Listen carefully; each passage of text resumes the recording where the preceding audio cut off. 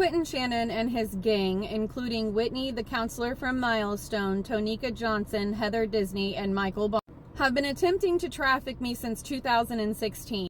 In 2016, my husband at the time, Michael Barnes, was receiving 1-gallon Ziploc baggies of crystal meth in the mail from Texas.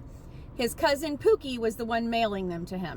Pookie had went to Texas and got involved with some gang down there where he was able to gain access to large quantities of blue crystal meth. My husband at the time, Michael Barnes, wasn't much of a dope dealer. He was more of a dope user, and he tricked off most of that bag and ended up owing a ton of money to some Mexican cartel down in Texas. He attempted to trade me for his dope deal. At the time, me and my husband, Michael Barnes, were on drugs. I entered into a drug court program in 2016 where I've been sober ever since.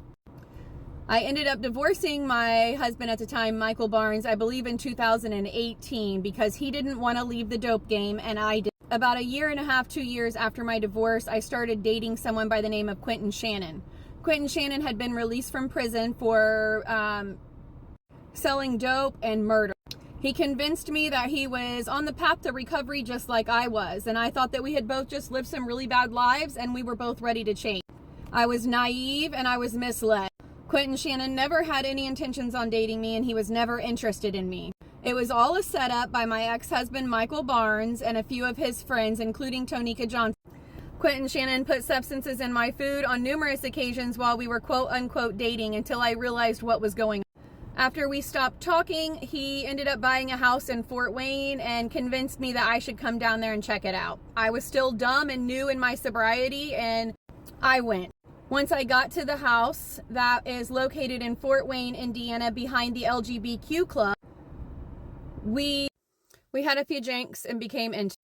After we were intimate, the vibe just was really off. Something was not right, and I could sense it all around me. So I told Quentin that I wanted to go home. Quentin said that he was not going to be driving me home that night.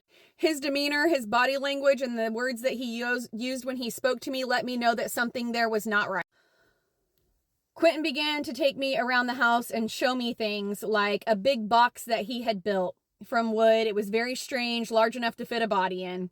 He had a food pantry that was completely filled with acid that only plumbers have access to.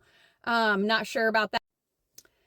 He took all of the doorknobs off of the doors. It's the old doors with those skeleton doorknobs where you can pull one side off. He had taken all the doorknobs off of the door. I began to feel really uncomfortable and I put an Uber, I ordered an Uber with my credit card and the address where I was so that people would know where I had been last because nobody knew I left with Quentin. I wasn't supposed to be talking to him.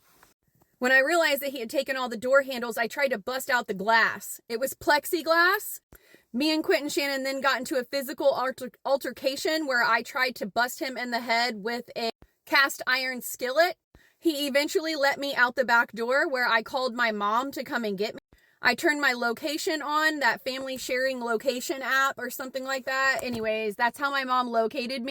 That was the last time that I had ever spoken to Quentin Shannon, and ever since that incident, they have spread rumors about me around town so that I cannot gain employment, and they have tried continuously to put substances into my food, any chance that they get. Quentin Shannon is a known drug trafficker who's been to prison for drug trafficking and murder. He pays people in cash and in drug substances to do heinous things to me. I have went to the police department about this. The police said it's not what you know, it's what you can prove. They have been trying to nail Quentin Shannon for some time, but, criminals be criminals.